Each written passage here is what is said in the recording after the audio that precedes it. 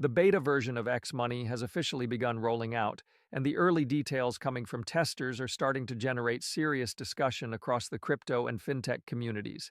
Many people immediately started asking the same question the moment the first demonstrations appeared online: what technology is actually powering this system, and more specifically, could it eventually run on infrastructure connected to the XRP ledger? That question has been circulating heavily among XRP supporters, and while the speculation is understandable, it's important to walk through the facts and look closely at what has actually been revealed so far. The first clips showing the X Money system in action demonstrate a payment experience that feels extremely familiar to anyone who has used a modern digital wallet. In one early beta video, a user purchases a coffee and a muffin using the X card directly from their phone. The process looks almost identical to paying with a mobile wallet like Apple Pay. The user simply brings their phone near the payment terminal, taps to authorize the purchase, and the transaction completes almost instantly. The interface on the phone clearly displays the X card, and the payment confirmation appears within seconds. One detail that stood out immediately was the branding visible on the digital card. The card carries a Visa debit logo, confirming that Visa is one of the foundational payment partners supporting the system.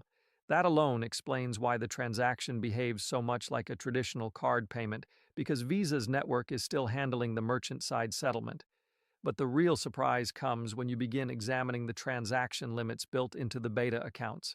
The numbers being shown by testers are far higher than what most consumer banking apps allow. For example, single deposit transactions can reach up to $1 million, while withdrawals can go as high as $100,000. Spending through the X card has a daily limit of $25,000, and wire transfers can reach $75,000 in a single day. Even ATM withdrawals appear unusually generous, with limits around $2,000, which is higher than what many traditional banks permit. Monthly activity limits expand even further, with wires reaching $250,000 and check transfers climbing well beyond typical consumer thresholds. These numbers appear inside the back-end interface that beta testers can access, which is why screenshots of the limits have started circulating online. Beyond the transaction capabilities, X Money is also advertising financial incentives that look extremely competitive compared to existing banking products. The platform is promoting a deposit yield of around 6% annually on balances insured up to $250,000. At the maximum insured balance, that would translate to roughly $15,000 per year in interest, or about $1,250 each month. On top of that, the premium metal card reportedly offers 3% cash back on purchases, placing it in direct competition with premium reward programs offered by platforms like Robinhood Gold. Combined with support for direct deposits, creator payouts, and integrated account management, the system appears designed to merge everyday banking, digital payments, and creator economy income streams into a single financial hub. The combination of high yields and cashback incentives makes the offering look extremely aggressive compared to traditional financial products. Whether this system eventually integrates blockchain settlement layers remains an open question, but the early rollout already suggests that X Money is aiming to become a powerful hybrid between modern fintech banking and next-generation digital payment infrastructure. When you combine the incentives being offered inside the new platform, the numbers start to look unusually attractive compared to what most financial products provide today. The system is currently advertising around 6% annual yield on deposits and roughly 3% cash back on purchases with the premium metal card. Together, that creates a potential 9% return environment if someone is actively using both features. Obviously, that kind of offering tends to appear early when a new financial product launches. Companies usually introduce aggressive rewards and higher rates in the beginning because they want to attract early adopters and encourage people to start using the system. Over time, those incentives often adjust once the user base grows and the platform stabilizes. Still, the initial numbers are impressive, and it explains why so many people are paying attention to the beta rollout. Inside the application settings, testers can already see features like bill pay, direct deposit, and linked bank accounts. Those tools make it clear that the platform is being designed as a full financial hub rather than just a simple payment app. As soon as screenshots of the beta interface started circulating, people began connecting the dots between several companies involved in the ecosystem. One detail that stood out immediately was the presence of Cross River Bank, which is the institution responsible for holding the underlying bank accounts connected to the platform. That discovery is what triggered a wave of speculation among crypto communities because Cross River has a known relationship with Ripple's payment technology. For many observers, that connection quickly turned into the claim that the entire X money system must therefore be running on XRP infrastructure. The reality, however, is a bit more nuanced than that assumption. Cross River did integrate Ripple's protocol years ago to support certain cross-border payment corridors, particularly transactions between the United States and parts of Europe. That integration still exists today, but it does not automatically mean that every transaction processed through Cross River uses XRP or the XRP ledger. Some transactions rely on Ripple's messaging technology, while others use completely different settlement systems depending on the type of payment being processed. Once you start examining the documentation more closely, the situation becomes clearer and also more complicated. The reason people know that Cross River is involved in the platform is because it appears directly in official disclosures and even in the fine print inside the application interface itself. That confirmation proves that Cross River is the banking partner responsible for custody of the accounts connected to the service. But determining what technology actually powers the transaction layer requires looking at additional partnerships connected to the system. Cross River works with multiple payment infrastructures simultaneously. One of the most important collaborations involves Visa and a fintech platform called Highnote, which together launched a stablecoin settlement program that runs on the Solana blockchain. In that pilot environment, certain card transactions can be settled using USDC instead of traditional banking rails. This system was designed to explore faster and more efficient transaction processing for financial institutions and fintech companies. According to public documentation from both Visa and Cross River, the production environment for that particular pilot specifically mentions Solana as the blockchain used for settlement. That is why analysts looking at the structure of the new payment platform believe that at least part of its infrastructure could be connected to the Visa stablecoin pilot.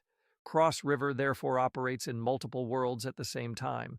It uses Ripple technology primarily for certain cross-border payment messaging functions that date back to an integration announced in 2014.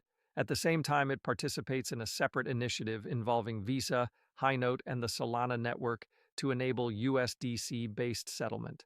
Because these partnerships overlap inside the same banking institution, it becomes easy for people online to assume that everything is connected to XRP, even when the underlying technology might differ depending on the transaction type. The distinction becomes especially important when analyzing how most transactions inside the platform are likely to function. The majority of activity users perform inside a digital wallet involves domestic transfers, card payments, wires, and check settlements rather than international cross-border transactions. Those types of payments generally move through card networks and domestic banking infrastructure. When analysts evaluate the information released about the platform so far, much of the activity appears to fall into those categories. That suggests the system may rely heavily on Visa's card network and possibly the stablecoin settlement environment tied to the Solana pilot. That does not necessarily exclude Ripple technology from playing a role in certain scenarios, particularly if international transfers become a major feature later on. Ripple's infrastructure was originally designed to provide fast cross-border settlement and liquidity bridging between currencies. If the platform eventually expands into global payments at scale, Ripple could theoretically become a logical partner because of its existing regulatory licenses and banking relationships around the world. But as of now, there is no confirmed evidence that XRP itself is directly powering the current beta transactions. Much of the speculation circulating online comes from the fact that Cross River once integrated Ripple's protocol for international payment corridors. That historical connection is real, but it does not automatically mean every product associated with the bank operates on the XRP ledger. Understanding that distinction helps explain why some analysts believe the early version of the platform is likely built primarily on Visa infrastructure, combined with Solana-based stablecoin settlement systems. Even with that clarification, the broader vision for the platform remains extremely ambitious. During recent discussions about the project, Elon Musk described the goal as creating a central financial hub where all types of monetary activity could eventually live inside one ecosystem. The idea is to transform the platform into a place where users can manage their entire financial lives, from sending money to receiving payments and potentially even trading digital assets directly within the application. Internal testing has already begun within the company, and Musk indicated that the beta will gradually expand from a limited group of testers to a wider external audience before eventually reaching global users. If the system achieves even partial adoption among the hundreds of millions of people already using the social platform, it could become one of the largest financial onboarding funnels for digital payments and cryptocurrency services ever created. That possibility is why many investors and analysts are paying such close attention to the underlying technology choices being made during these early stages. The infrastructure selected now will determine how scalable and flexible the system becomes in the future. At the same time, parallels have been drawn between this vision and comments made years ago by executives connected to Ripple's ecosystem, who described a similar idea of creating a universal value network capable of connecting multiple currencies and financial systems together. The concept was often compared to a science fiction universe where different civilizations could trade freely using a common exchange mechanism rather than isolated monetary systems. Because both visions revolve around breaking down financial silos, some observers believe a collaboration between the platform and Ripple could eventually make strategic sense. Ripple already operates with dozens of regulatory licenses around the world and maintains partnerships with financial institutions across many jurisdictions. For a company attempting to build a global financial network quickly, those existing connections could significantly accelerate expansion.